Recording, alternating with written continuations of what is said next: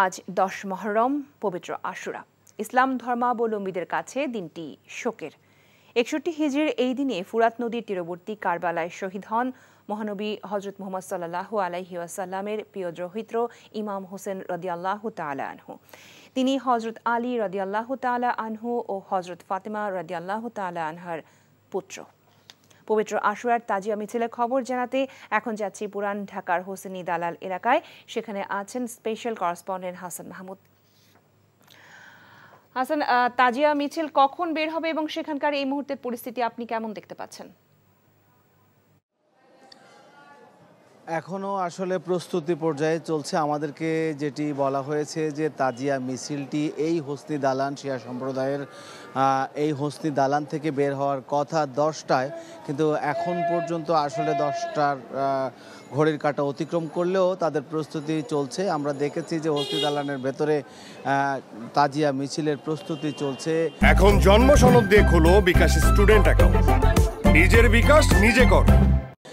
আপনি যেমন বলছিলেন যে এটি আসলে একটি গুরুত্বপূর্ণ এবং ঘটনাবহুল দিন মুহররমের, এবং সেইটাকে কেন্দ্র করে কারবালার প্রান্তরের যে ঘটনা, সেই ঘটনাকে আসলে স্মরণ করতেই এবং শ্রদ্ধা জানাতেই মুসলমানদের বা ইসলাম ধর্মাবলম্বীদের সুন্নি শিয়া সম্প্রদায় এই তাজিয়া মিছিল করে থাকে এবং প্রতিবারের মতো এবারও সে প্রস্তুতি রয়েছে।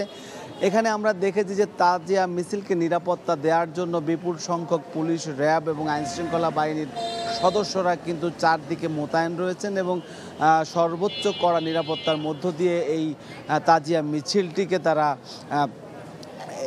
সম্পন্ন করার জন্য পাহারা বা সতর্কতা বা নজরদারি যাই বলি না কেন সেই নিরাপত্তা দিচ্ছে। এবং পাশাপাশি বিভিন্ন প্রান্ত থেকে কিন্তু আমরা দেখেছি এই তাজিয়া মিছিলে যুক্ত হবার জন্য অনেকেই এসেছেন এবং এখনও আসছেন নারী এবং পুরুষ। সাদা এবং কালো পোশাক পরে তারা এই শোকের দিনটিকে রাস্তায় মিছিলের মাধ্যমে সেই দিনটিকে, ঘটনাবহুল সেই শোকাবহ দিনটিকে স্মরণ করবেন। মিছিলটি নিউ মার্কেট হয়ে জিগাতলা গিয়ে শেষ হবার কথা রয়েছে। এছাড়াও রাজধানীর বিভিন্ন প্রান্ত থেকে, মোহাম্মদপুর সহ বিভিন্ন জায়গা থেকেও ভিন্ন ভিন্ন তাজিয়া মিছিল বের হবে। পুরান ঢাকা থেকে জানছিলাম তাজিয়া মিছিলের খবর।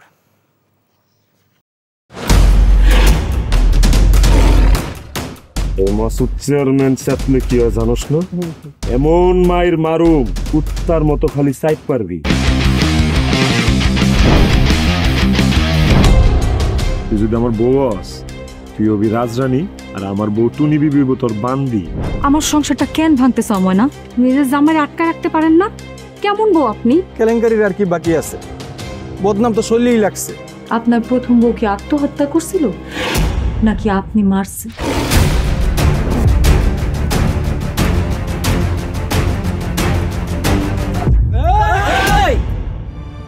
ময়না তো পালাইতে চায় না। ওরে পালাইতে হইবই।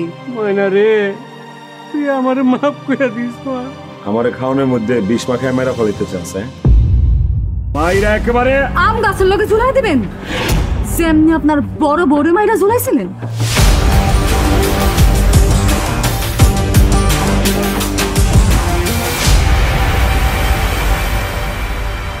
এখন জন্ম সনদ দিয়ে খোলো বিকাশ স্টুডেন্ট অ্যাকাউন্ট, নিজের বিকাশ নিজে কর।